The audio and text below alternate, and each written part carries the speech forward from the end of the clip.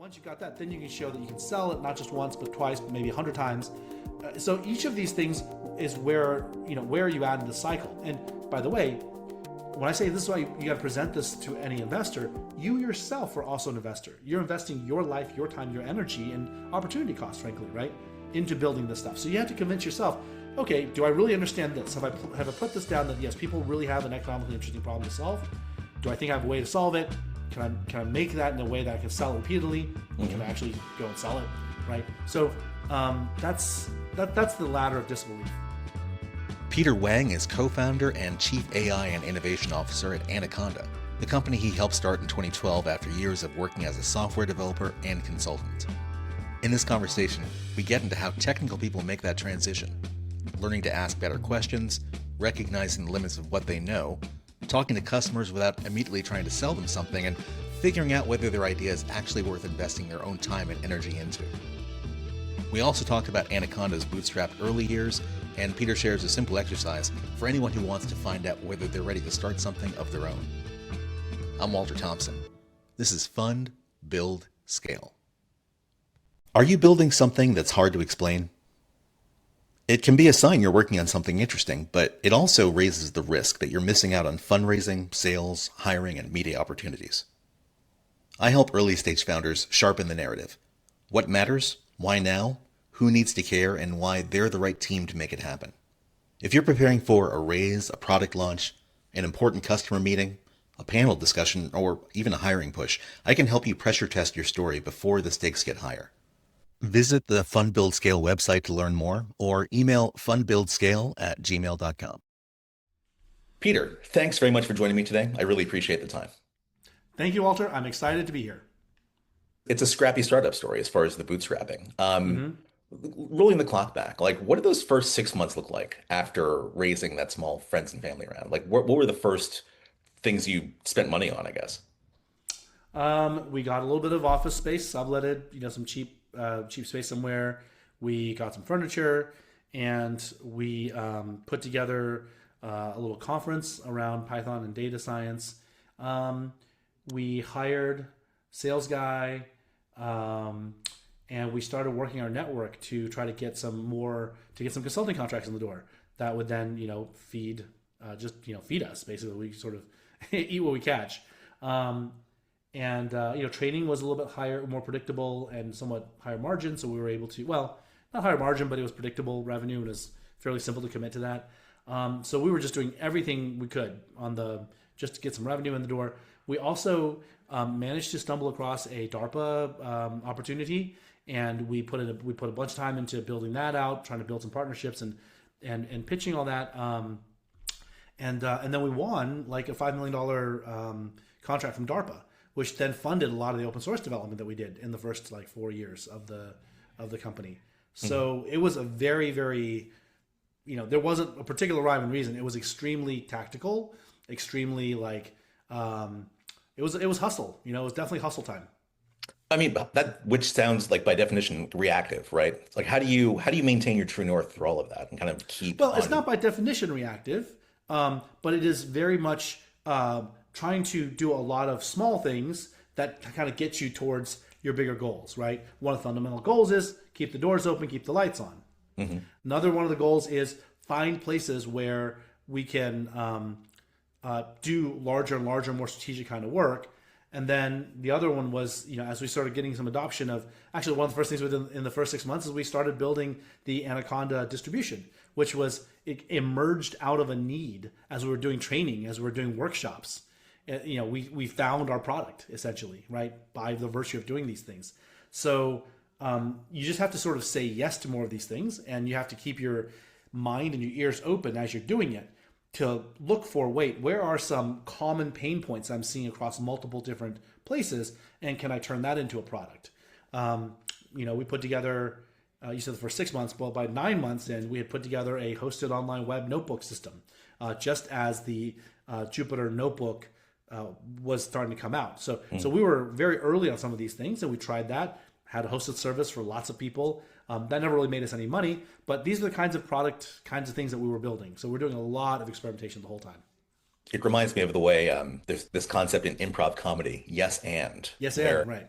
you just kind of nothing throws you, just kind of keep adding to whatever the person said in front of you and kind of keeping on track that way. It's interesting. Yeah, yeah, but you do have to at some point also have boundaries on. There's only so much time, and there's Right. only so many ways you can split each of these individual people.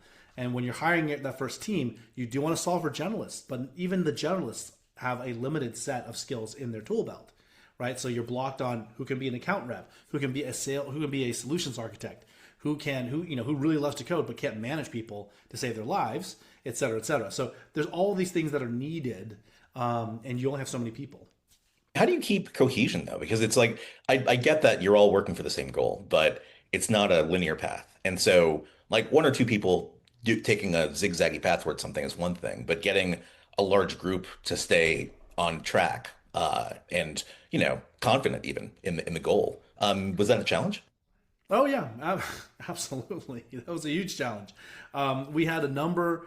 We actually hired our first project manager about 2 years in, I think, something like this, because we just had too many things happening, and the ad hoc Brownian motion of coordinating on the group chats and email was not getting it done. Right. And we were starting to we were starting to get and win larger and larger contracts. So the deals were getting bigger, and we needed real project management resources to keep those things on track.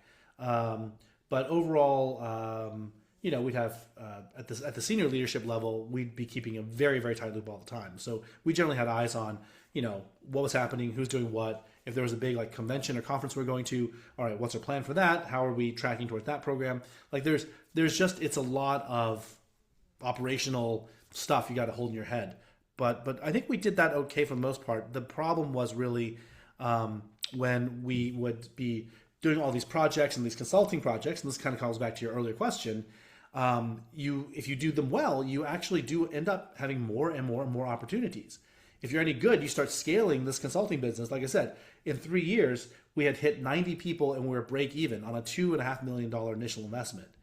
90 people is a lot of mouths to feed. Yeah. That's a lot of mouths to feed. And to get to break even on the consulting and still have some margin left over to pay for some product development was no mean feat, right? And that's having built a nonprofit, built community meetups and doing all these things, kind of giving money and time back. There's a lot of stuff we were doing. It was starting to really kind of come apart at the seams at that point. So we had to go raise money and really like hire in some additional executives who could structure and order some things, put some sanity into the structure. But yeah, the cohesion was really actually a huge problem by that time. So hiring that project manager, was that an easy choice, or did it kind of go against like the culture you'd created up to that point?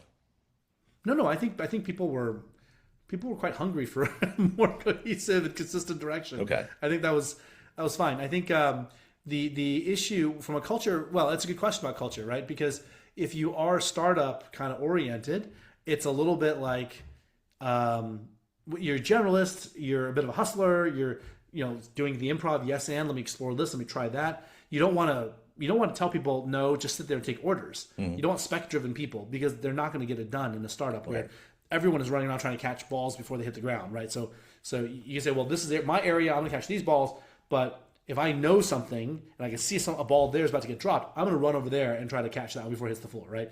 So there's a lot of this kind of like juggling going on. And when you bring in a project manager and they start putting in some swim lanes, they start telling people, no, you can't do that. You should not do that. Let me know, and I'll go coordinate and make that happen. There does tend to be a clash of personalities. And so if you are the person overseeing this as the sort of chief executive or president or whatever, you just need to sort of help people through the project, through the change management of this. They say, here's why we're doing this. And, what can happen in those situations is the project managers, if they're coming into this, especially if it's a technical set of endeavors you're doing, you know what? They're going to drop some balls. They're going to call some shots wrong, right? And when that happens, you have to keep the nerds from like ripping these people, apart. Because you say, look, we understand there are going to be some missteps, but this is the only way we scale is by not having every single person be an n squared connected to every other person, right? Right. So as long as you get ahead of that and reinforce and repeatedly communicate these things, then you can get through that phase of change. But there are well-known breakpoints in terms of people and how you can scale coordination and communication patterns. That a small team, when you get to 5, 6, 7, like there's 6, 7. But when you get to that point, there's sort of like we can't just everyone be pinging everyone else all the time. By the time you get to 15, a dozen to 15, okay, now you have to actually have some explicit cadences. When you hit 20 or 25, there's another kind of thing there. And then 50 to 60, there's another one. And then 100, 150. These are kind of well-known points where you have to sort of clump people more and more and have more explicit communication pathways and feedback pathways. So the deck you shared with me that you offered to students at Cornell, it seems like the core lesson there is basically how technical people rewire their thinking from engineer towards entrepreneurship. Is that kind of the basic, like the through line there? Yeah. And I want to be very clear, and I do this when I go to Cornell and give these kind of lectures about this. I'm very clear. I am not trying to proclaim things in all generality for everyone. I'm just sharing my own field notes on what I had to learn Right. and the things that were maybe most counterintuitive to me. Got it. Okay. I mean, so one of the things you tell students is that like they got there, Cornell, by having the right answers, but founders need to ask the right questions. And so like if we're talking to like the senior engineer who might be listening to this on their lunch break at Google, by the way, please subscribe, tell your friends. Like what does that look like? They're sitting there having lunch, they're thinking to themselves, asking the right questions. They want to do something different and get out of the hive and do their own thing. What are some of those questions? Like where should they be introspective or existential? Yeah, my point on some of that stuff was to encourage people to not focus on giving being the fastest to come up with like the best answer all the time, because some of the most interesting and most important questions don't have a perfect answer. They're going to be asked by people as they're assessing you or assessing the opportunity. It could be from a customer. It could be from an investor who, by the way, investors are also customers, right? They're customers of your equity. So when they are asking you questions, if you're in a very academic mindset, especially if you're somewhat younger in your career, you're going to really be like, you get locked into the paradigm of, oh, I'm being asked a question. Let me come up with the best answer. And what I'm trying to kind of break people out of is, hold on a second, take a beat, take a breath, and think about, why did they ask me that question? And what question didn't they ask me, and what question should they have asked me? Because if you can understand why they asked you the question, then you're starting to model. You have a theory of mind about what maybe they don't understand or what they're trying to get to. Think about what's the next question they might ask with my answer, right? And then then you think about if they don't understand this, they should have asked it this way, and you can only presume so much about the other person, but it is useful to take a beat and not immediately jump like an engineer or a science person, just like, oh, I know the answer to that question.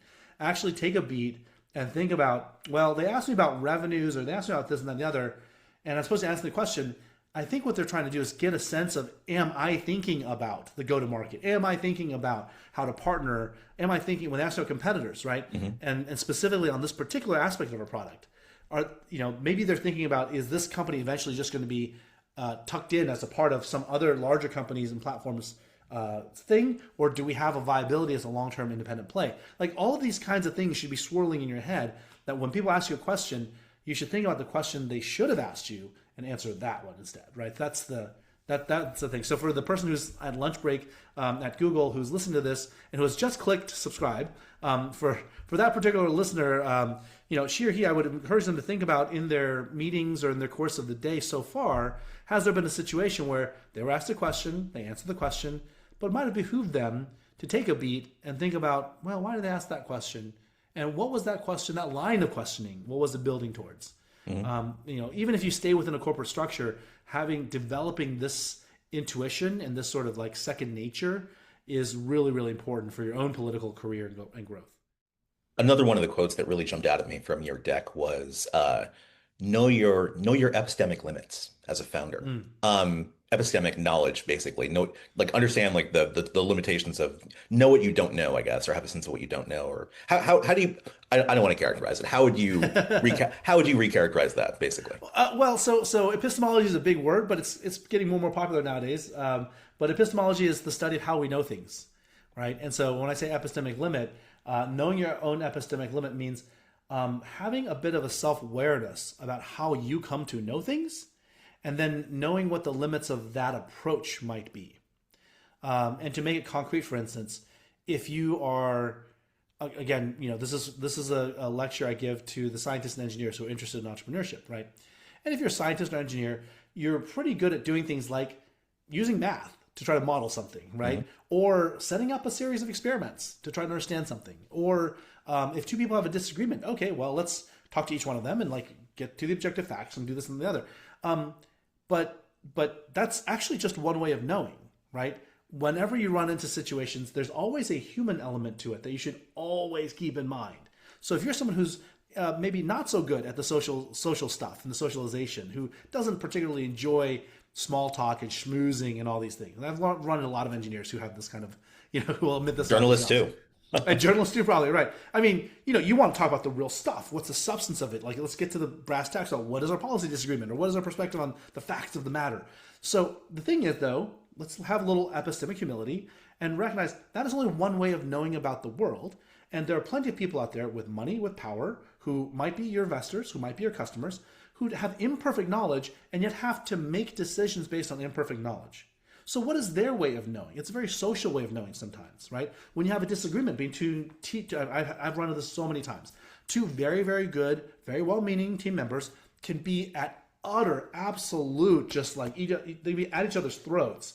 And when you get to the bottom of it, it's actually not anything about the code or about a particular choice in design or architecture. It's actually because one felt not acknowledged by the other, or one felt like they're losing their value to the business if this other person comes in and starts contributing over here.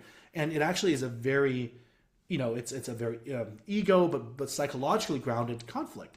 So if you are a person who doesn't like, you're not a people person, you don't like reasoning about these kinds of dynamics and social dynamics, recognize that is one of your limits. And you need to actually go and find someone with complementary skills who does pay attention to, in that meeting, so-and-so, she knows a lot about this topic. She did not say a word.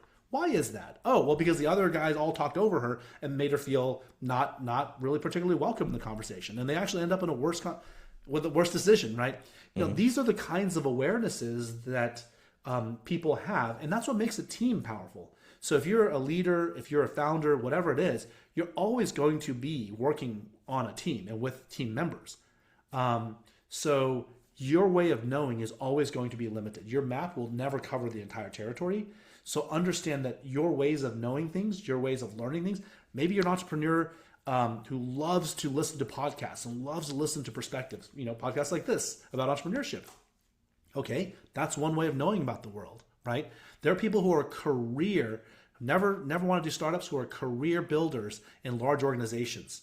They know things you don't know. They know very, very important things that you need to know, right? So recognize that just because you never worked with a big company, worked for the man and did a ladder climbing thing, that means there's a whole aspect of human experience you don't know, and you need to understand if you're going to effectively sell to these large enterprises and you have an enterprise software product, let's say, right?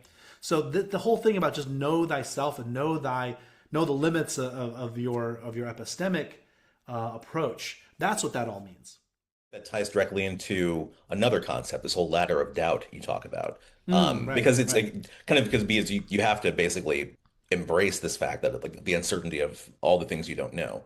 Lead me into that. Like, as far as how does this ladder of doubt concept apply to somebody who's trying to validate a concept for a business on nights and weekends after they've done 10 hours in the Google campus and gone home on the bus and everything? Or not a lot of gas left in the tank there. So like, how do they do this? Yeah, well, one thing I would say is, directly from my own experience, right? I actually left my consulting job, not particularly because I wanted to. I want to take back up a little bit. I realized I needed more time. I just had a kid. I wasn't getting very much sleep. He was, my son, who I adore, was not a very good sleeper.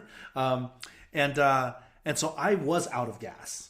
But I felt so called to the opportunities around what Python could be and what this community could build. And if we took this really to the world at large, how popular this could be. So I was out of gas. And so I asked my employer for a sabbatical.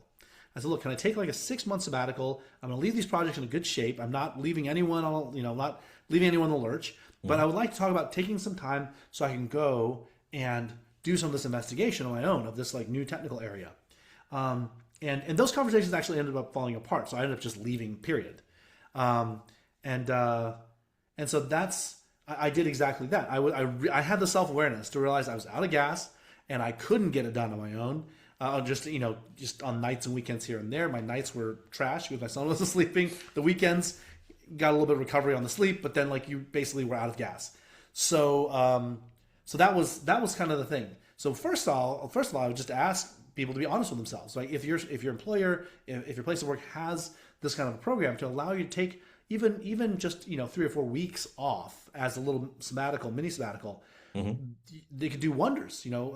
Probably 6 weeks is really kind of the minimum useful amount. But you take a week to kind of decompress, then you lock in for a month, like 4 solid weeks, or whatever, and then you get a week to sort of like transition back. Wow, that would be amazing, right? And maybe that's what you need in order to really strike out on your own. But whatever you're doing, back to your question about the ladder of doubt. I think if you have an idea or something that you want to pursue, if you want to do a company around something, the questions actually end up being pretty similar, slightly different at different scales. But there is this stack, right? The stack is, the first question is like, I think of it as sort of the 5 parts you need in a pitch deck. Arguably, these are the only 5 slides you need in a pitch deck, right? Number one, you need to convince the investor that there's a real problem, a real and interesting economically viable problem. Number two, you then need to convince the investor that you have unique, differentiated technology, IP, something that can solve this problem. A moat? Number three, well, moat is somewhat different. Moat is actually tied into a bunch of things around product architecture, go to market, distribution, da da da da. There's various ways to build a moat. The first thing is there an interesting hilltop you want to capture? Got it. Okay. And then like, is there an interesting thing on that hilltop that you build a castle around, right? And so on. So is there a problem that's interesting to solve? And then do you actually have a way of solving that problem? And then that's the technology thing. The next one is product. Okay, well then build the thing that solves that problem, right? And then show me that you can sell it. So how do you take that product to market? And show me how you sell it. If it takes 2 years and 15 people to sell even the basic version of it, that's different than if a person tries it and 5 minutes later they're on for $15 a month on a subscription plan. You got to show me how you can. Is there a tech that is there a solution? Can you productize the solution? Can you sell it? And then can you scale that, right? Like, do what do you need in order to then scale that thing going to market? And that could be funding, that could be team, that could be partnerships with manufacturers, whatever it is. Just about any kind of business, you need to understand that for it to be viable, you have to have a good answer for all of these 5 questions. And wherever you're at, you can say, well, I need more money to get to the next part. Oh, that's great, right? You can say, well, I've as a researcher on my nights and weekends, I've done this cool thing. I've built this open source tech. People clearly love to use it. It's not a product yet. Okay, but I think that these things should be product areas. I could make this particular feature, or I could give away the razors and sell the razor blades, whatever it is. You got to think about the product and the go-to-market kind of in conjunction with each other, right? But once you've got that, then you can show that you can sell it not just once, but twice, maybe 100 times. So each of these things is where are you at in the cycle. And by the way, when I say this is why you got to present this to any investor, you yourself are also an investor. You're investing your life, your time, your energy, and opportunity costs, frankly, right, into building this stuff. So you have to convince yourself, okay, do I really understand this? Have I put this down that yes, people really have an economically interesting problem to solve? Do I think I have a way to solve it? Can I make that in a way that I can sell it repeatedly? Can I actually go and sell it, right? So that's the ladder of disbelief. Do you think your experience in consulting helped you with customer discovery and salesmanship, or sales motion? Because I think a lot of technical engineers, they don't, if they're not exposed to that, if they're kind of just working heads down in a technical environment and they don't have any pre-sales training, then the idea of talking to people they don't know and just asking them questions about what would you like this, or what are your main problems, or how much time do you spend doing this? I think that's kind of it's like learning a new language, basically, and a new social way to interact with people. So what are some frameworks, I guess, that other than consulting and working with customers on a regular basis, what are some other ways that a technical person can kind of quickly dive in and kind of take on that framework of I'm talking to people I don't know and asking them probing questions and trying to get their time and all those kind of the asking?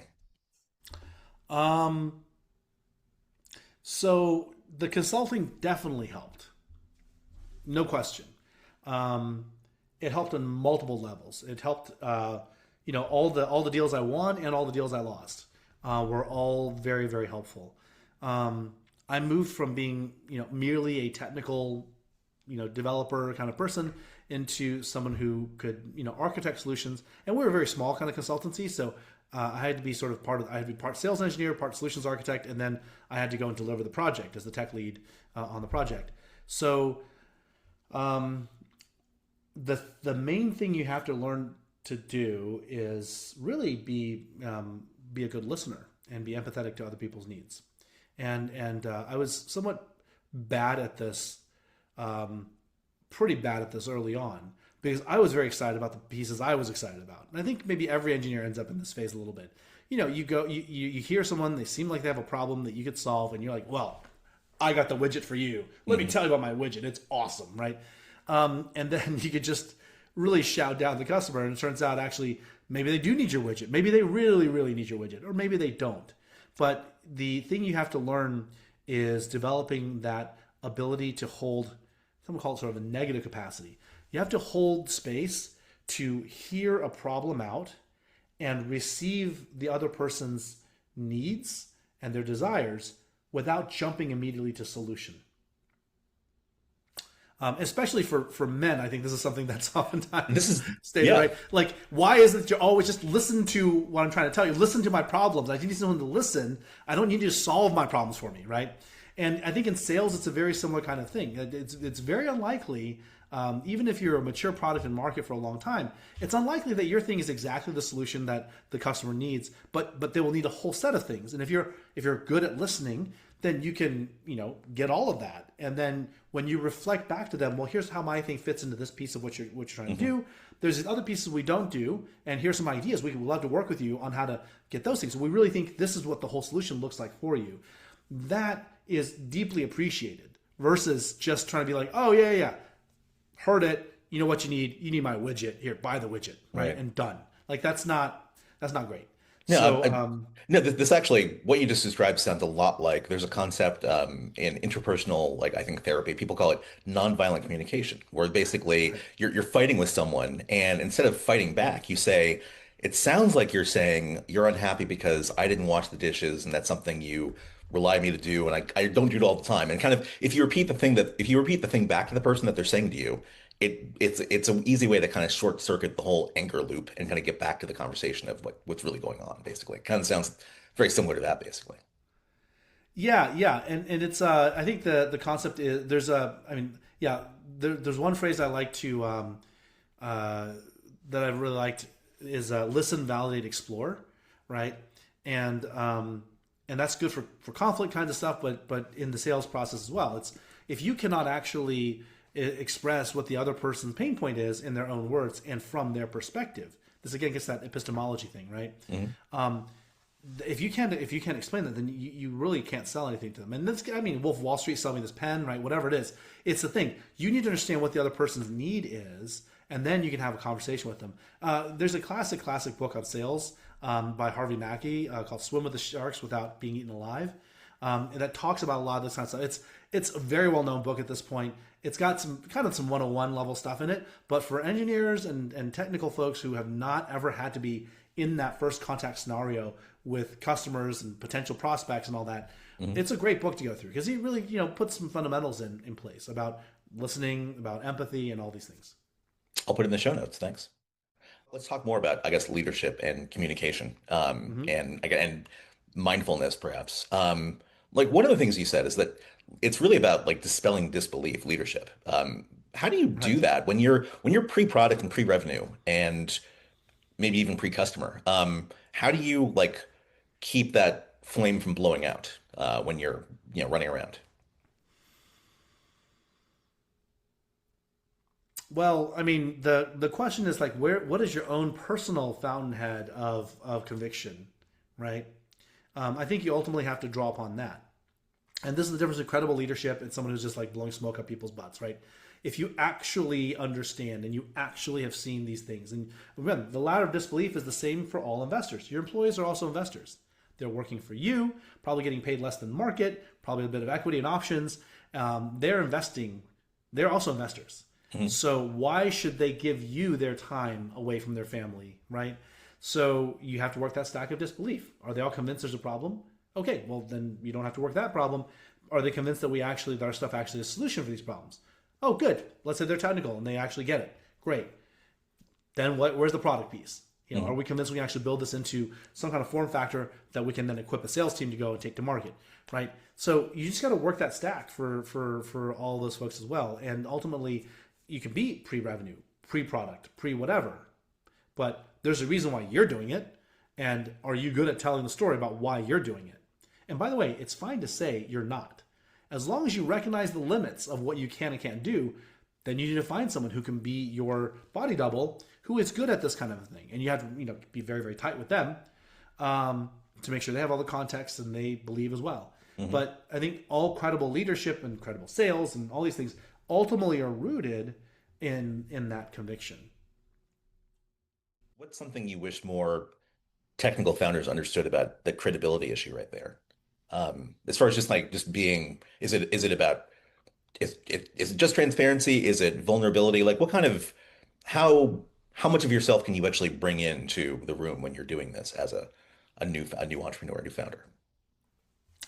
Well, I really I hesitate to tell anyone else what they should do, but I can certainly say what I feel has worked for me, given just my personality and my who I am, right, and sort of whatever character sheet, whatever numbers I have and various things in my character sheet, and this has worked for me. And you phrased this very, very well. You said put themselves out there, bring their whole selves in, or something like this. And I loved the an insight I just learned in the last year or so is that the word courage comes from the French word for heart and wholehearted. So courage is actually being wholehearted. It's baked into our language. So when you actually show up in an environment as a leader or as a founder who wants to dispel disbelief, people they pay attention to every little thing. So if you bring your full heart, if you can be wholehearted when you show up and talk about why you're doing it and why you care and what's in it for the users and the customers, people get that and they resonate with the if it's genuine and credible, they resonate with that on a much deeper level than if it's like, oh, you're some whatever management consultant reading off some slides. That's that people don't believe that has a lot of integrity. So anyway, I think that's the.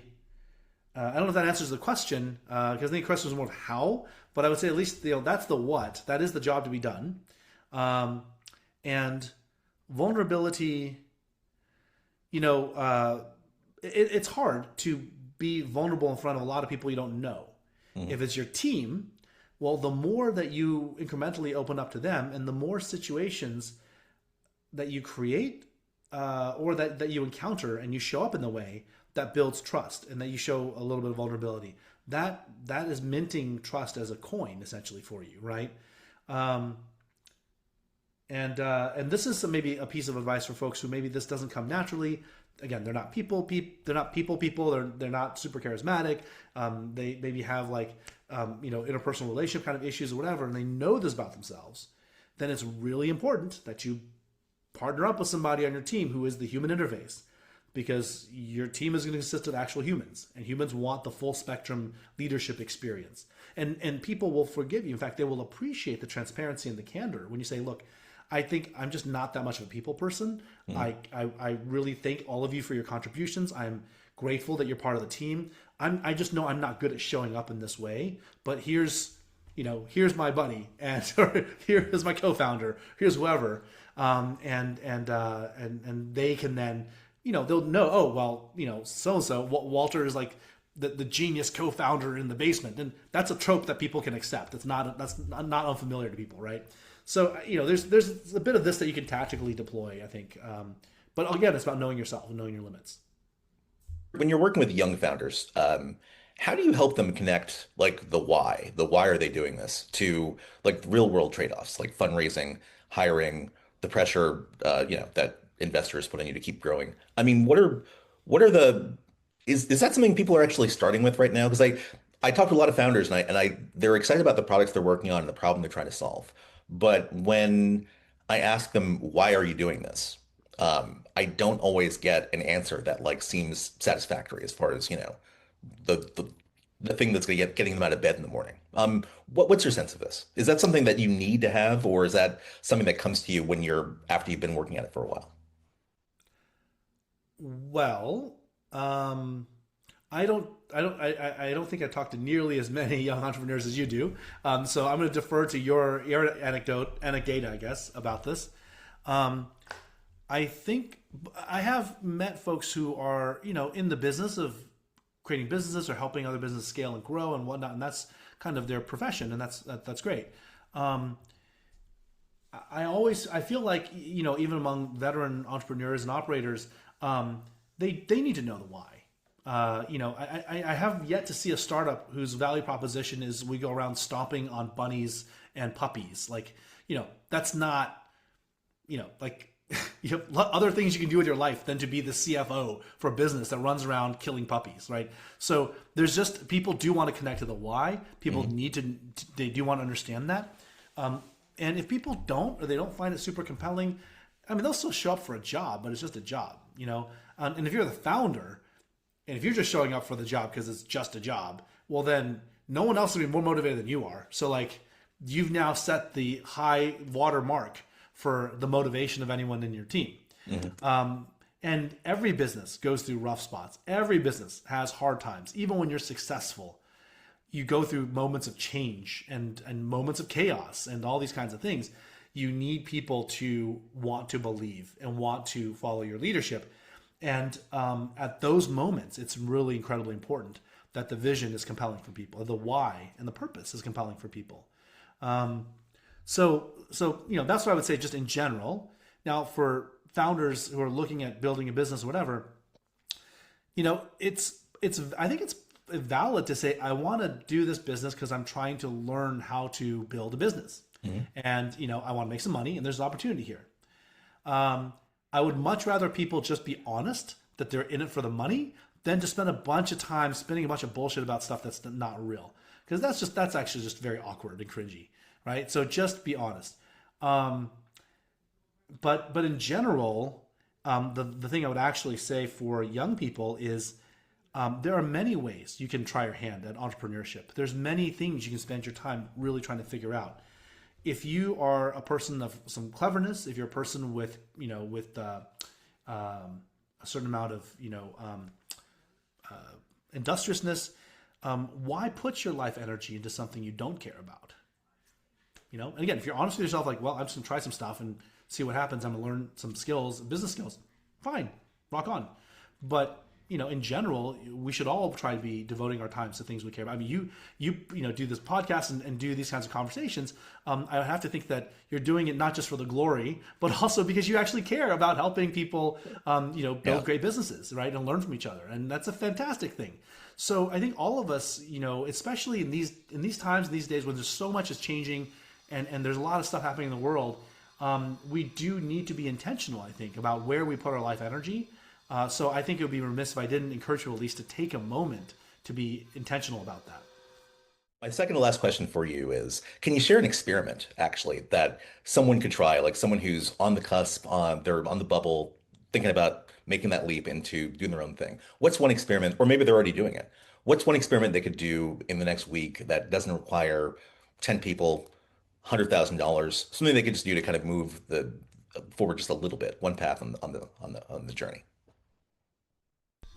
One fun little exercise, so I play violin, and one of the things that you do, well, in any kind of musical instrument, is you have these things called etudes, which are studies. And they don't sound particularly great. They're not masterpieces of music, but you do them to just, practice and get muscle memory. So sort of etudes for entrepreneurship, fun, cute things are like, can you build something and figure out, you've certainly read, people are reading things all the time. People gripe about stuff. They wish some things work this way, work that way. Can you build a little product that someone will pay you $10 for? Can you build something that someone will pay you $100 for? Right? So one person $10, one person $100. Or can you build something that 100 people will pay you $1 for? What would that look like? If you just sat down right now and said, okay, tonight I need to have a business plan for something. I'm never going to scale it more than $100 of revenue. maybe monthly revenue, maybe one-time revenue. But I want to build a thing that I want to find one person who'll pay me $100 for it, right? And it's things like, it's all sorts of, it could be any random kinds of things. Like in the software world, it's like, oh, is it a photoshopping service where you need to Photoshop someone out of a picture? And of course you could do this with prompting and all this stuff, but people have to learn how to prompt stuff. With AI and LLMs, you could maybe build a little thing where people drop in a picture and people just replace something, and they, maybe they do it with their phone, right?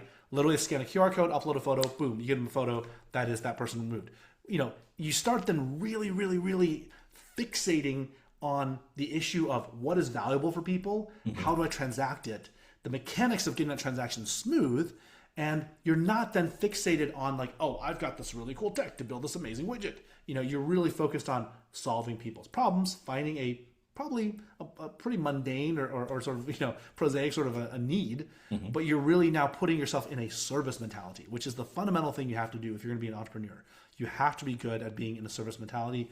You have to be a service to your employees. You have to be a service to your customers, to your investors. Get good at doing that, right? So yeah, just can you build one thing that you can sell for $100? Can you build something that you sell 100 things of for $1? Think about that. I like that. That is very simple, very tangible. Peter, my last question for you. If you were interviewing for a job with an early stage startup, sitting across from the CEO, what's one question they'd have to answer for you before you could take the offer? Yeah, I'd for me, it's really about, I had this great quote once, everyone has a last day. Everyone has a last day somewhere, everywhere, right? So I'd ask the CEO, okay, what is your last day, either at the company or as CEO, right? What is your plan for where this goes, right? And a plan sounds very specific. I don't need a specific plan, but just a vision for what does the future look like, but especially for an early stage thing, and if it's a younger sort of entrepreneur, I'd want to see that they can think outside of their own ego, and that they're beyond the egoic limit. That would be one. I have a whole litany of questions, obviously, but that would be one of the questions I would ask for sure. Peter Wang, thank you so much. This has been a great conversation. I hope a lot of engineers will recognize themselves in some of these questions and the answers you offered. Thanks for the time today. Thank you, Walter. This was fantastic. I really enjoyed it. The Fund, Build, Scale theme is written by Michael Tritter and performed by Michael and Carlos Chairez. Michael also composed Ocean, the track you heard at the top. If you enjoyed the episode, please subscribe and leave a rating. It helps more people find the show. You can get the Fund, Build, Scale newsletter on Beehive, follow along on Instagram, and if you have a guest suggestion or a question, reach me at fundbuildscale@gmail.com. Thanks for listening. Fund, Build, Scale is a production of Truth and Soul Media, LLC.